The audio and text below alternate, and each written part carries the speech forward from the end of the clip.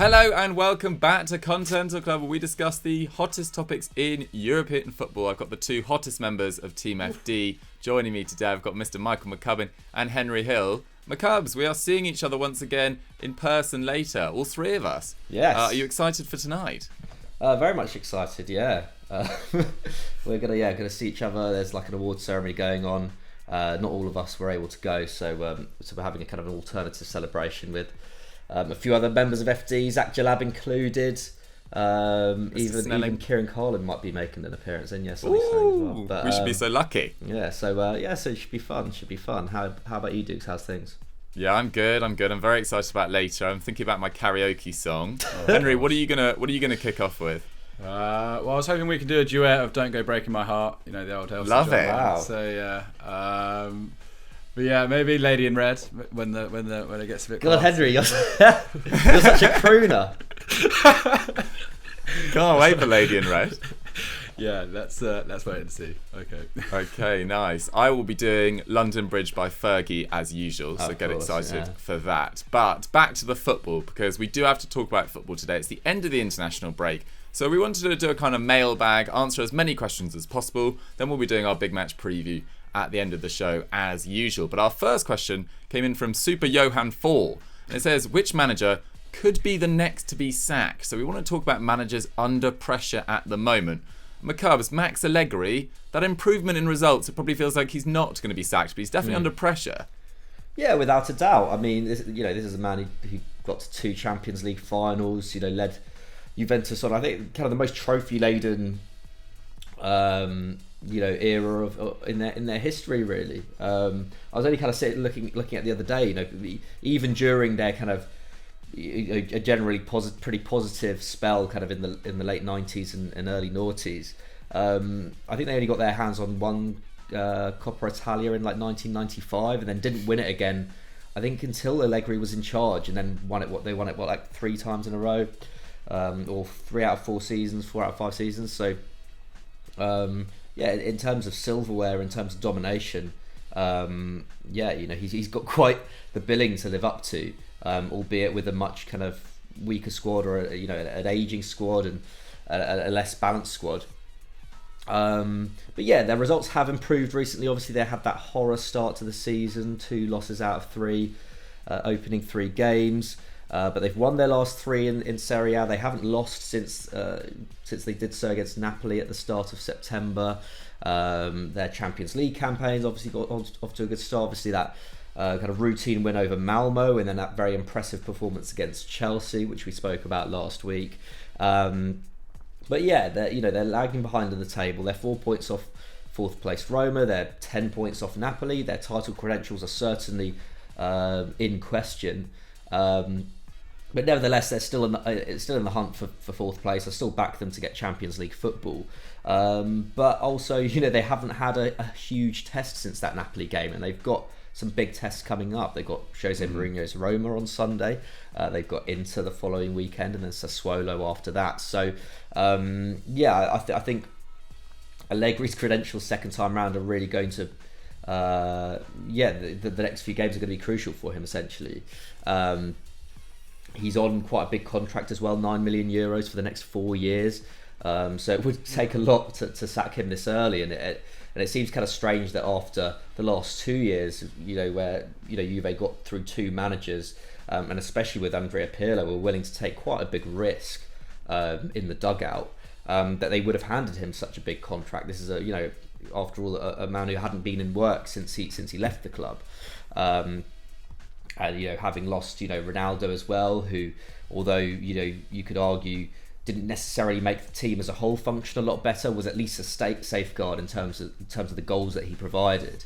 It kind of, I don't know. Juve have obviously been in a bit of a mess this year. Obviously, Agnelli isn't a particularly popular man as well. Like, it's all been a bit mad financially as well. So hand a contract that big, it seems a little bit kind of out of keeping with where they're at right now. But nevertheless, if we go into their stats, it's been pretty average. They rank 8th for shots, 8th for shots against. They're the 5th best side by expected points, so they're kind of where they are in the table is probably pretty representative of where they are at as a team. But but like, I don't know. I'm not too worried in terms of their attack. I feel like they've got enough attacking talent. I feel like we spoke about this before. Like, the goals have been pretty spread out. I think Dybala already has 3 goals and 2 assists. I feel like he's going to grow into the season as it goes on. Given he now has the space to be the main man again, I think he'll only improve. Locatelli's had a really good start to the season, although I was reading stuff from Juve fans where they feel like he's already being asked to do too much on his own in the midfield. Obviously, Rabiot's kind of been shifted out to the left in a 4-4-2, which just doesn't feel right at all, does it? And that left side in particular is a bit of a concern for them when Chiesa is mainly playing off the right. So I don't know, maybe we'll see Chiesa go onto the left and see maybe Kulusevski used on the right a bit more in the coming weeks. That's probably what I'd hope to see if I was a Juve fan. But yeah, so I think Allegri's safe in the job. Like, they can't afford to sack him now. To be honest, I don't think he'll get sacked until the end of the season, even if the results went really, really badly. So yeah, I think he's basically fine for now, but nevertheless, I feel like that contract could come back to bite Juve in the mid to long term. Yeah, definitely. 4 years is a long time to give any manager at the moment, especially when you've had such a high turnover of players over the last few years as well. There's talks about Kulusevski and McKennie, interesting Spurs, along with Morata as well, if Kane possibly leaves. I was writing about that for Eurotransfer Talk this week as well. I think Kulusevski would be an excellent signing for Spurs, to be honest. Much better goal output than Lucas Moura and Steven Bergwijn at his best as well, and such a talented player. I really want him to succeed in Turin. He's just been frustratingly inconsistent so far. But let's move on to Ronald Koeman. It felt like, this international break was potentially the time he was going to lose his job, but he's still in it. He's still clinging on, and I don't think they're going to get rid of him now. To be honest, their results in La Liga haven't actually been too bad. They've only lost one of their 7 La Liga games, which was that 2-1 defeat versus Atleti just before the international break. But they have drawn 3, and they're now 5 points behind Real, Atleti and Real Sociedad. But they do have that game in hand because that game against Sevilla was postponed after their South American players weren't allowed to come back following that international break in September, was it, I believe? But it's really the manner of those defeats, the style of play, the difficulties in terms of creating a cohesive attack. Admittedly, they've been without Ansu Fati for much of the season, Ousmane Dembele, Sergio Aguero. So Luke de Jong's played more minutes than probably anyone expected at this time. Martin Braithwaite as well, who started the season pretty well, has been out. So it's been pretty difficult for them. The main issue, though, has been their Champions League results. Absolutely appalling. Don't have an issue with losing 3-0 against Bayern, to be honest, when you were playing so many youngsters. As I said, these injuries up front. But 3-0 versus Benfica, really, really poor. And Luke de Jong was shocking that night, it has to be said. In terms of their stats, it's difficult to say because they played 1 game less, but they're 8th for shots, but that's a per game basis, so that does actually reflect it properly. 4th for shots against, but 9th for expected points. That might rise if they win their game in hand. In terms of where Koeman's at, well, Guillaume Balaguer said about 3 weeks ago now that it was just a matter of time before he'll be sacked. Laporta, as we know, met him before the start of the season and asked for 14 days to see whether he'd continue in the job while he looked for a replacement, basically. And Koeman's agent at the time was pretty clear. He said, imagine, I want to marry you, but I have doubts. Give me 2 weeks to find a better partner. If I can't find the right person, we'll get married anyway. And effectively, that's what happened. They got married out of convenience, and it's basically down to financials. So Barcelona obviously didn't have a lot of finances when they hired Koeman in 2020, and so they needed to pay the Netherlands 6 million euros to release him from his contract, but they didn't have it. So Koeman paid it himself, supposedly, and on the agreement, he would be reimbursed the full amount if he didn't get a 3rd season. This is his 2nd season, so he basically can't be fired next year unless Barcelona want to pay him 6 million euros. So he effectively paid to be manager, that sort of clause. Obviously, he's being paid on a yearly wage as well, but it's a really unique set of circumstances. In terms of the positives with Koeman,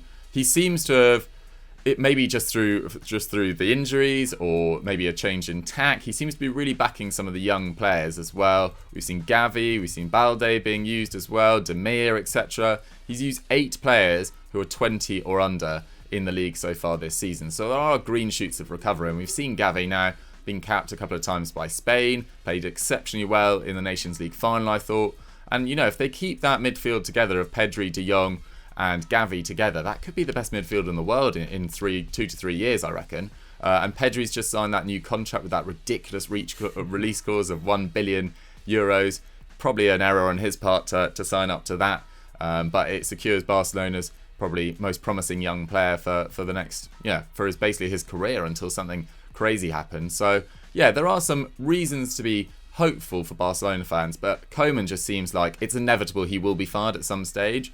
If they manage to recoup some money maybe in January, there's talk that they might sell Ousmane Dembele because his contract's out in June, then they're looking to bring in Raheem Sterling. But if they can recoup some of their money, then maybe they'll take a chance and sack Koeman before the end of the season and appoint a Xavi or a Roberto Martinez as someone I keep on seeing being linked with this job as well. So it's a little bit sketchy. I don't think Koeman will be in the job forever, but for right now it's just too inconvenient and too costly to sack him. So he'll probably stay in the job for now.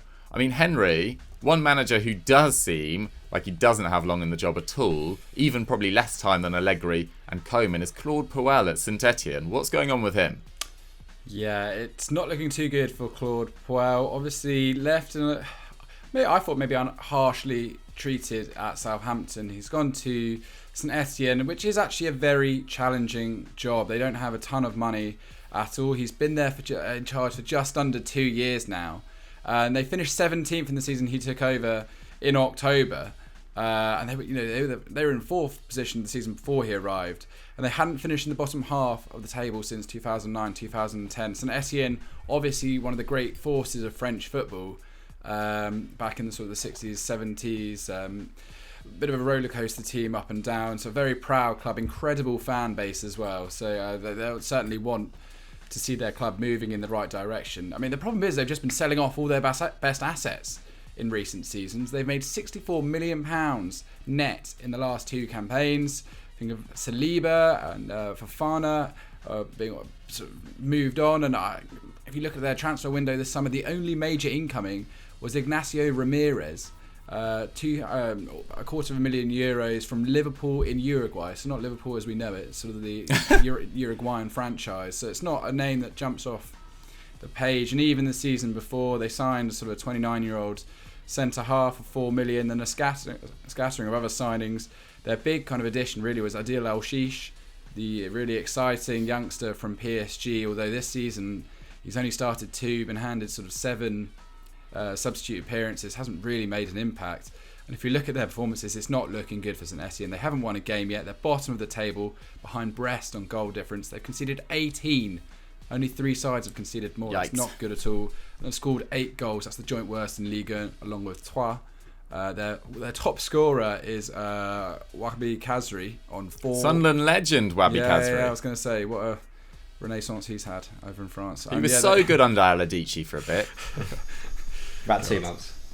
Yeah, you know what? About 2 months. Sunderland has had more airtime in Continental Club than it certainly should have, I reckon, over the last few years. But yeah, they haven't kept a clean sheet in 9 attempts. I was having a look. They've had a pretty hard run-in set of games so far. They played Lens, who obviously in second, Lille, Marseille, Lyon as well. So these are Monaco too. Actually, I thought Niko Kovac was going to get fired at some point. It was really looking like the writing was on the wall for Kovac, but he's managed to turn around a bit of form then.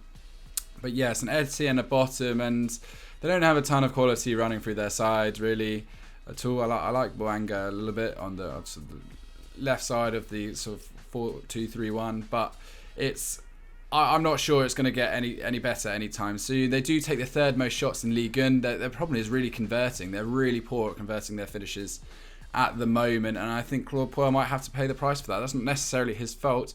Perhaps they just need a few run of games. I mean, the table's is still fairly close. But yeah, it's not been great for a long time. He might be able to point to an 11th place finish last season, when, like I said, they really had limited resources, but they only finished 6 points above Nantes, who are in the relegation playoffs. So it just shows you how condensed the bottom half of Ligue 1 really was in 2021. This season, it doesn't look like Claude Puel is going to get away with it for much longer. He is a kind of fan that divides opinion. He's quite a kind of manager that divides opinion amongst the fans. He's quite pragmatic in his approach. He's not perhaps... lack of charisma perhaps lets him down at times, certainly in press conferences, which maybe overlooks actually what is a fairly competent manager with a pretty decent pedigree throughout his career. But yeah, I'm just not sure. They're 16th for expected points, which shows that they should be higher, but unless his team's converting chances, the board might feel like there needs to be a change of direction. But yeah, I mean, probably Claude Puel. Yeah, they've got Wabi Kazri. They'll be absolutely fine, I reckon. But yeah, it's interesting what you say about his lack of charisma. I remember it was a pretty joyless spell in charge of Leicester City in particular, and I don't think Jamie Vardy and him really ever saw eye to eye. I think Claude Puel was kind of quite confused by Jamie Vardy most of the time, off the pitch at least. They didn't seem to be very similar personalities, no. And I don't think any Leicester fan were too sad when they got rid of him, to be totally honest. Let's move on to our second question of the show, and it comes in from @Ferengi Football. It says, if Dembele's contract situation isn't resolved, who should take a punt on him? I mean, McCubbs, I mentioned it earlier in the show, his contract's up in 2022. Sport claim that there is a 3-year deal on the table on slightly reduced pay, but he's not yet accepted. I mean, he hasn't played yet this season because of an injury sustained in the Euros, but where do you stand on Ousmane Dembele? Do you think anyone should take a punt on him? I don't know. He's so injury prone. So injury prone. I mean, obviously, like last year, it was easily his best season in the Barca shirt, wasn't it? Particularly, I thought he really impressed in Champions League. 9 goals and 5 assists in 36 appearances. It's not bad. But he's 25 next year. He's still very talented, but he just hasn't moved beyond that level. This is a guy who was pretty much, near enough the level of, anyone when he was 18, 19. Yeah. And he hasn't developed. You look at, players around his age or a bit younger now, players like Rashford and Mbappe and I'm trying to think of other players Haaland. from that. Yeah, Haaland's a bit younger, but you look at the way that they've developed. Not saying that Dembele was going to get to the level of Mbappe, but he was certainly rated around his level. And even a player like Rashford, who I think was significantly less talented when he was his age. And it just goes to show how a lack of first team football can really affect a young player. And he's just had a torrid time of it, hasn't he? So I don't know. If I was, I would sign him on a free as a potentially as a squad option, but I wouldn't really want to commit to a very long contract or particularly high wages for him. And considering the deal that he's been on at Barcelona, I think he would probably demand pretty high wages and a decent contract. So I think it's a difficult one. I mean, like you were saying Spurs. I think he would probably work pretty well at Spurs. Liverpool, I think he'd be a really good backup option to Salah. But equally, it's just a massive risk, I think. A really, really big risk. Yeah, at this stage of his career, he needs to be playing regularly. I mean, Henry, where do you stand on Dembele? Would you like to see a club take a punt on him? Well, it's difficult because obviously beyond the injury stuff, you hear reports that he's not the most mature guy off the pitch. He I don't want to paint him with the same brush of a few years ago, but stories of late night FIFA sessions and stuff like that. He doesn't really. I mean, it sounds like he hasn't maybe. He didn't apply himself in the way that someone that cost 120 million euros, whatever it was, really should have. I should say that was never his fault that Dortmund managed to get such a massive fee for him. I think it was quite unfair in many regards. But yeah, difficult really, because sort of echo McCubbin's point, even taking a punt on 30, 40 million euros on him is a lot of money for clubs at the moment in time.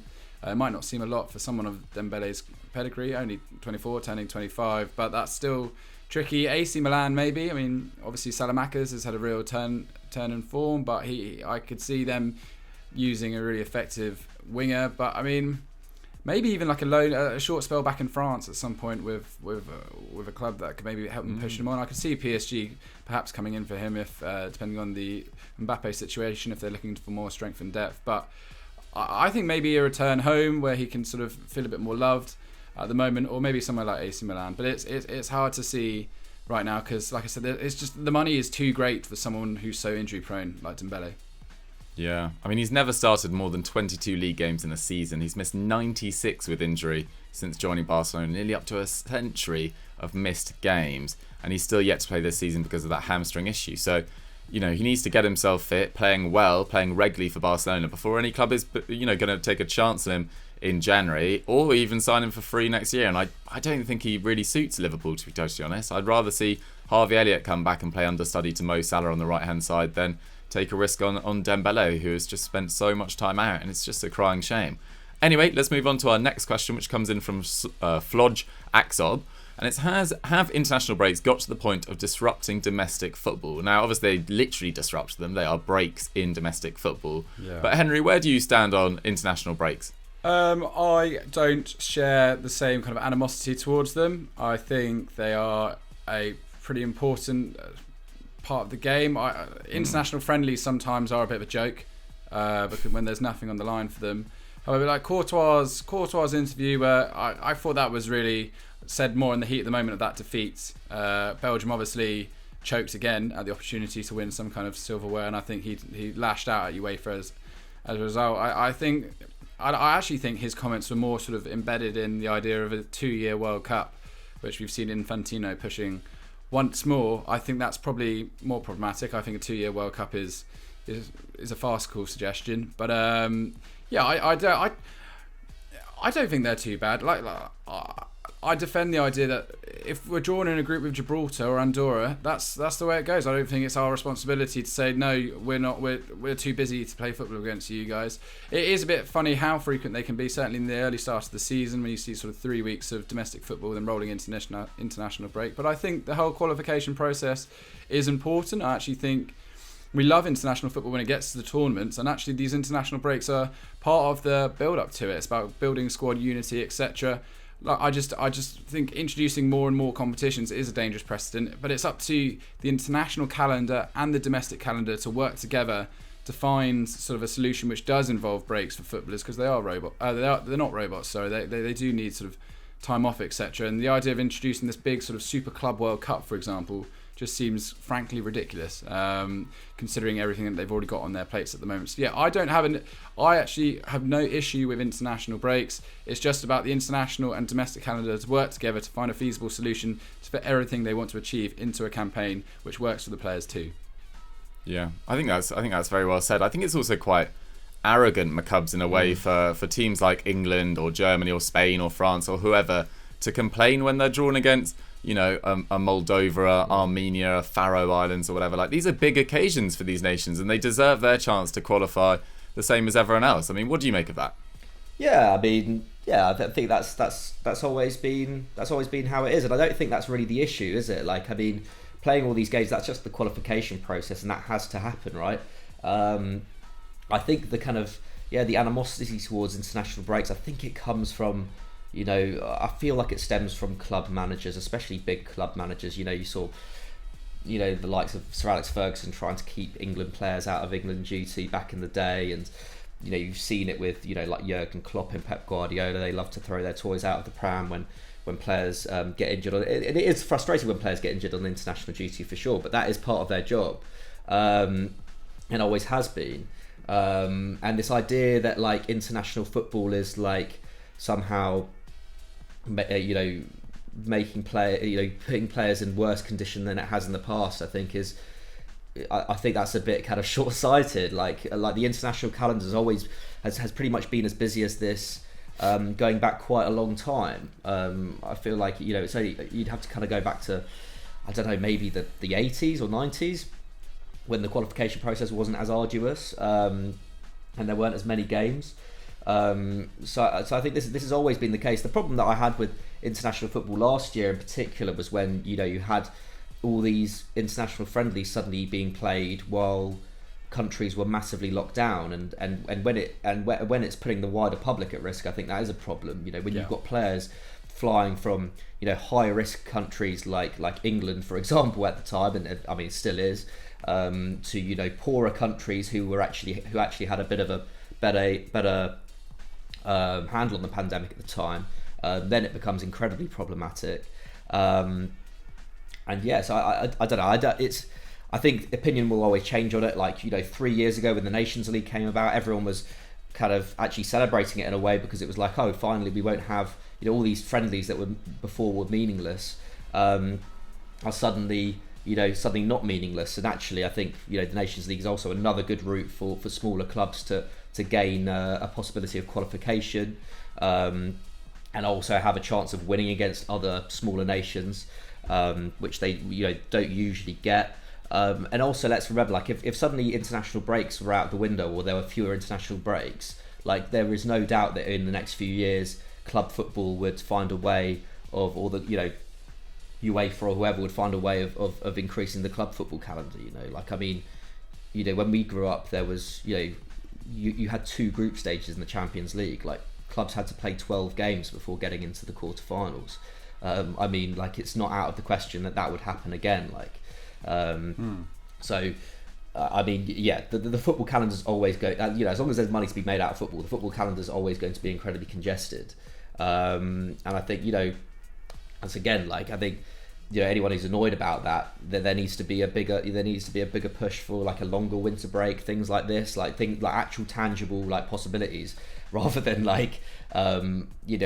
messing with the international calendar, which is has always kind of been there, and like Henry was saying, is necessary, of course. A biennial World Cup is ridiculous. Imagine a international tournament every summer. That would just be madness for sure. We definitely shouldn't be increasing it, but the international calendar hasn't really increased. That's just not something that's really happened in the last few years. Yeah, at least in Europe, I know the Copa America and stuff was a bit of a mad one for a few years, wasn't it? But in Europe at least. Sure. Yeah, it's interesting you bring up the the Nations League, because I actually thought the last few matches of that were brilliant, to be honest. And you could tell that the players, the fans, the managers really cared about teams that are of similar standard coming up against each other. And it is a trophy. And I thought the quality of games, particularly the France-Belgium game in the semi-final and the final in that second half, was really excellent. So long live the Nations League as far as I am concerned. But yeah, pointless friendlies, not so much. Let's move on to Ferengi Football's back. He's actually back. He's got his second question of the show in. Well done, Ferengi. And he says, who was notably snubbed from the Ballon D'Or shortlist? And there's been a lot of chat about this, Henry. Who are you most outraged about? Or maybe you're not outraged at all. Two names kind of jump off the page at me when I think about it. Chiesa, I think he's just been magnificent for sort of over 12 months now. And Edouard Mendy, I think he came into that Chelsea side and you saw how incredible he was in terms of reversing their fortunes. And to be the first African to win the keeper to win the Champions League, I think was an incredible achievement. And it's a shame that hasn't been recognised. If you listen to the podcast this week, where it's actually us two discussing the Ballon d'Or and sort of the selection process and how that's changed over time and what's expected, it's quite a confusing situation. But yeah, I think Mondi would have been had a real opportunity there to sort of put someone up on a pedestal who really, really deserved it, and for all the right reasons, and they missed out there. But Azpilicueta, was he really one of the sort of I thought very best, he was lucky to make best it. players in the world? Chiellini only played 17 league games. This is the thing. It's if you're going to put Simon Kjaer in there, who, don't get me wrong, fantastic footballer, actually did have a great season for AC Milan and Denmark. I don't actually have so much of a problem with him. Obviously, there's ulterior reasons why he's been put in, but Edouard Mendy, why not? I think fantastic player. Maybe even Rudiger too. But yeah, I'll be interested to hear McCub's opinion on this one. Yeah, McCubs, who do you reckon? I think Oblak's pretty unlucky. I think Kimmich is pretty unlucky as well. Who else do you think? Yeah, I was going to mention both of them, to be honest. Jan Oblak is just clearly the best goalkeeper in the world. I don't know how he doesn't get in there, and he won La Liga. I know La Liga wasn't as strong last season as before, but it's still a big achievement for Atleti. I think he saved something like 9.5 goals according to post-shot expected goals. That's a huge amount. He literally kept out 10 goals. Oblak has to be in there. I think echo Henry Chiesa. Bonucci and Chiellini are getting in there on the back of Italy's Euros. That I don't know what Chiesa had to do to get in there, because he was by far and away their best attacker. Thomas Müller as well had another amazing season for Bayern. Like you say, Kimmich, probably the best central midfielder in the world. It doesn't kind of make an awful lot of sense how some players got in and others didn't, especially players from that Juve side who weren't great last year, and yet Chiesa, who was their talismanic kind of presence throughout, didn't make it. So I think Oblak is the one that sticks out though. Like if you're going to stick, who was the goalkeeper who did? There was a couple of goalkeepers who made it in. I think I can't remember who they were, but like if you're going to Donnarumma. Donnarumma made it in. So yeah, if Donnarumma's made it in, then you've got to put Oblak in there, surely.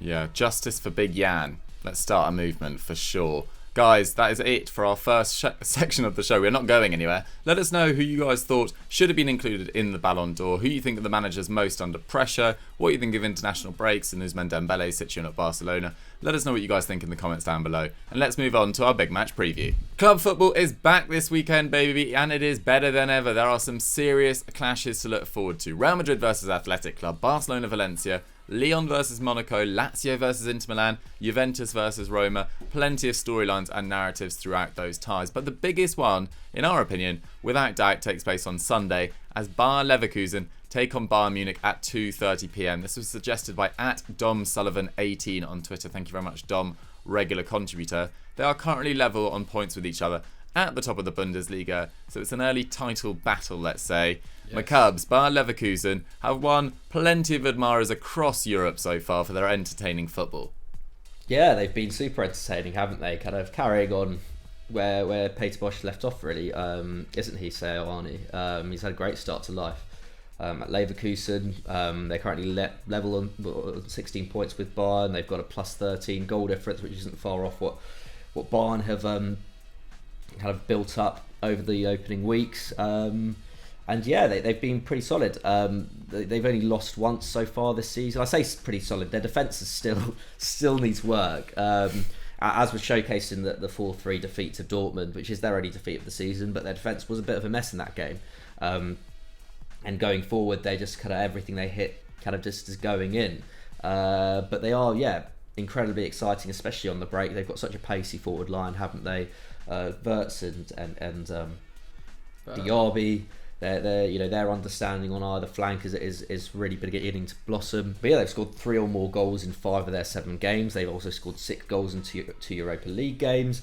That includes a 4-0 win over Celtic, in which Hradecki actually had to come to the rescue a number of times, making 6 saves. But nevertheless, Seoane couldn't have wished for a better start, could he?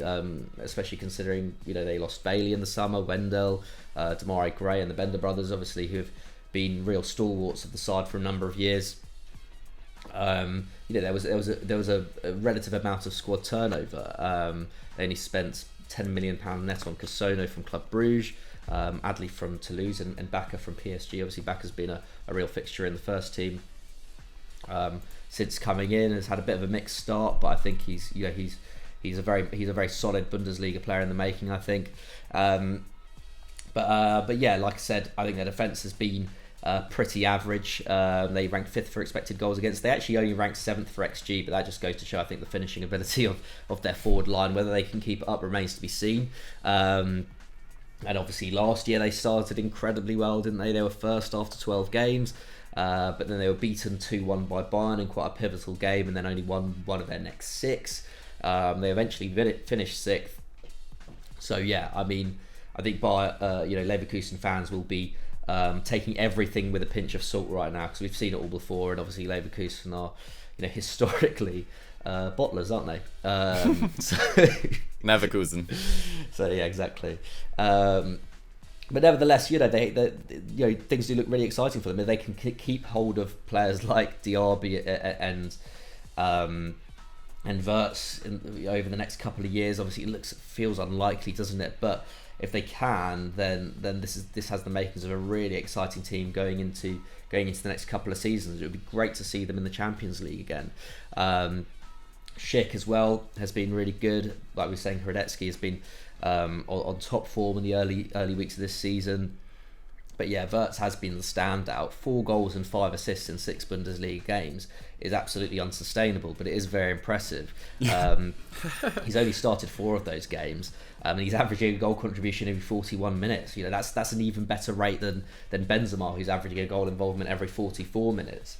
Again, unsustainable, but still, without his output, then I don't think Leverkusen would be anywhere near where they are right now. and for a player at 18 to be putting up those kind of numbers. And I know that the Bundesliga, tends to be is the kind of league where young players can, as we've seen with Haaland, as we've seen with Sancho, as we saw with Kai Havertz when he was around his age, it's the kind of league where young players as young as that can build up those kind of numbers. But nevertheless, it is incredibly impressive. And he already looks, he already looks like a player who's developed on last season when he was excellent. His first touch is great. His dribbling ability is great. He's obviously super fast. He's super composed in front of goal as well. Like, for a player of that age to be that confident in front of goal, I think it really says something. I think he'll only get better and better as the season goes on. But they do have a fairly tough run coming up. Obviously, they got Bayern this weekend. I think Bayern go into this as clear favourites personally. Then they play Betis, they play Köln, who've also had a good start to the season. They play Karlsruhe in the Pokal, and then Wolfsburg, who again have I think surprised people with their start to the season. So an important few weeks coming up for them. Like I was saying, the fans are waiting for some silverware, aren't they? They haven't won a trophy since 1993. So I think promising first signs, but let's take it with a pinch of salt. I think that defence needs a lot of work. There've been a number of errors in those opening few weeks, and Hradecky, I think, has kept them in a few games. I think they're very over-reliant on that attack at the moment. And I feel like Bayern might expose them. Yeah, but let's just enjoy the ride for now, I mean, they are so fun to watch. I'm loving watching these young players just get better and better and better, like Moussa Diaby, along with his fellow sort of PSG Academy product, Christopher Nkunku over at Leipzig. Like, their finishing is just getting so much better all the time. And Florian Wirtz, what a joy to watch. And full credit to Bayer Leverkusen for picking him out of Köln's academy a few years ago and just moulding him into the perfect Havertz replacement. You can actually go hear more about Florian Wirtz's numbers in yesterday's Scout report on 3 Wonder Kids set to explode, or exploding this season, I think. Lots of fire and explosions on the thumbnail. Go give that a click. Anyway, Henry, let's move on to Bayern, because the machine just keeps on rolling. Just quickly on Wirtz, what's interesting is that Köln and Leverkusen have an agreement not to pinch each other's youth players. But on this occasion, they were like, "We're sorry, he's too good." They were basically like, really, that's jokes. I didn't know. Yeah, that. It's really interesting. They've got this local kind of agreement there, but they bought him for a nominal fee. In the words of Patrick van Straten, who did this, he sort of scripts and VO'd our top 10 on sort of Golden Boys the other day. For Leverkusen to have the best young talent in Germany in Havertz, sell him, and then just have the next one lined up is like an incredible way to run a club. So congratulations to Bayer Leverkusen. Keep going for them. But Bayern Munich. I suppose it counts whether do you count Haaland as the best young talent in the Bundesliga? Maybe best German. My apologies. I should listen harder next time. It's all right. Lesson, food for thought, Doogie. Anyway, Bayern Munich. Obviously, we all got a bit nervous in the summer when their pre-season form under Nagelsmann wasn't looking great. Losing to Köln, drawing of Ajax, losing to Gladbach and then Napoli. We're all thinking, is this project going to work? What were we worried about, quite frankly? They drew against Mönchengladbach away on the opening game of the Bundesliga season 1-1. And get this, I'm just going to run through some of the scores since that moment. They obviously in the Super Cup beat Dortmund, scored 3 goals against them, then scored 3 against Köln, beat Bremer SV in the Deutsche Pokal 12-0. 5-0 against Hertha Berlin, score 4 against Leipzig, 7 against Bochum, 3 against Greuther Fürth, and then meanwhile in the Champions League they batter Barcelona away 3-0. It was lucky to be 3. In fact, the Barcelona players were celebrating the fact it was 3, and then they go and beat Dynamo Kiev 5-0. I mean, they've absolutely steamrolled everyone that's come into their path. Weirdly enough, they then went and lost to Eintracht Frankfurt at home, although XG did have it like 2.3 to 0.4 in their favour. So Kevin Trapp sort of did incredibly well there. Manny Neuer, a sort of uncharacteristic mistake, but it just, and I'm pleased for Oliver Glasner, by the way, because Frankfurt had have sort of drawn a lot of games but not really got off to a flyer in this campaign. So congratulations to them. But Bayern Munich have just been in kind of that imperious form, haven't they? I mean, they've only lost 2 of their last 31 Champions League games, stretching back to the start of 2018-19, which is nuts. 7 fewer than PSG in the same period. I always feel like Bayern should have won more Champions Leagues than they have. in the sort of the last decade. They've always been that team that have got to the semi-finals, quarter-finals, maybe got unlucky of decisions, away goals, whatever. Lewandowski injury last year, yeah. Always the most consistent sides, I feel like, in Europe's big competition.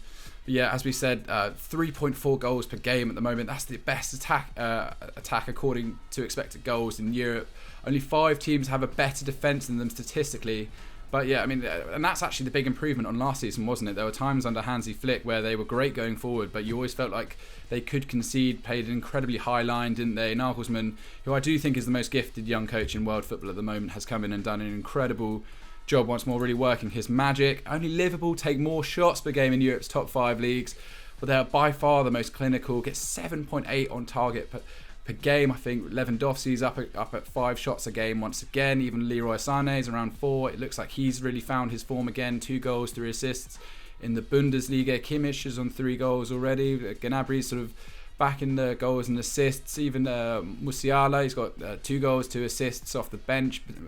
Predominantly, they've just got quality everywhere, don't they? They get just under 43% of their shots on target. That's crazy. That is crazy. How clinical, and that's testament to the way that they're working the ball to the end of the box. So, it's all well and good throwing these statistics at you, but that just shows they're getting in the right positions to test the keeper. I mean, that's the most important point really here. Only 2 teams top that, Lazio and bizarrely Barcelona, but they're struggling to really convert their chances. That's the fundamental difference between the two. If we just look at their sort of star players, Lewandowski, 11 goals in 9 league and UCL games. My tip for the Ballon d'Or won't probably happen, but 1.67 expected goals and assists per 90. 1.7, that is wild. What a player. Kimmich, 3 goals, as I said, creating just under 2 chances per 90 as well.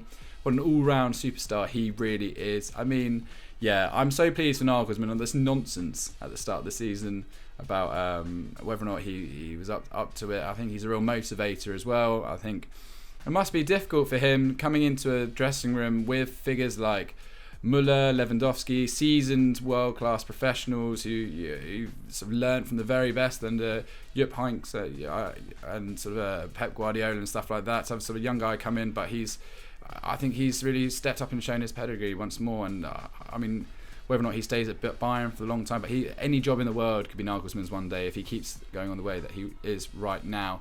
Bayern do a fairly tough run in. Obviously, Leverkusen next.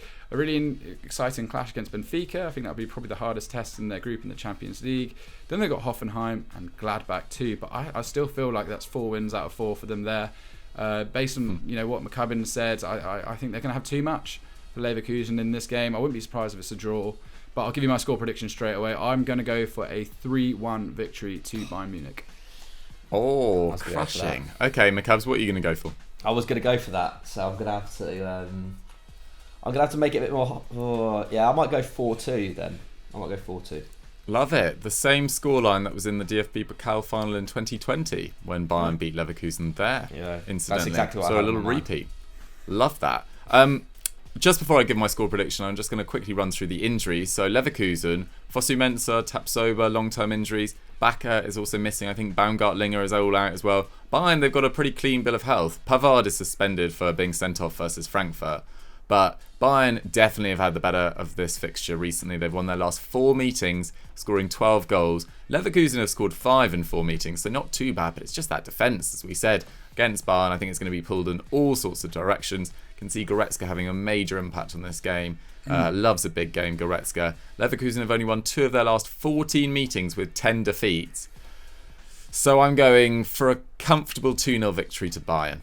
Comfortable. It's a shame no one's going for a Leverkusen draw or a Leverkusen win, but that's just the way the cookie crumbles. And that is the end of Continental Club for this week. I hope you guys enjoyed the show. No time for quickfire questions. Well, we did quickfire questions almost as the main part of the show, but I hope you enjoyed our discussion on a range of topics and our preview of the big game this weekend, Bayer Leverkusen versus Bayern Munich. Henry, if they have enjoyed the show, what should they go and watch now? Oof, like I said, top 10 on Golden Boys. I think we've got a scout report coming out at sort of the youth players that could save Barcelona. So Araujo, Gavi, Pedri as well. Spoiler!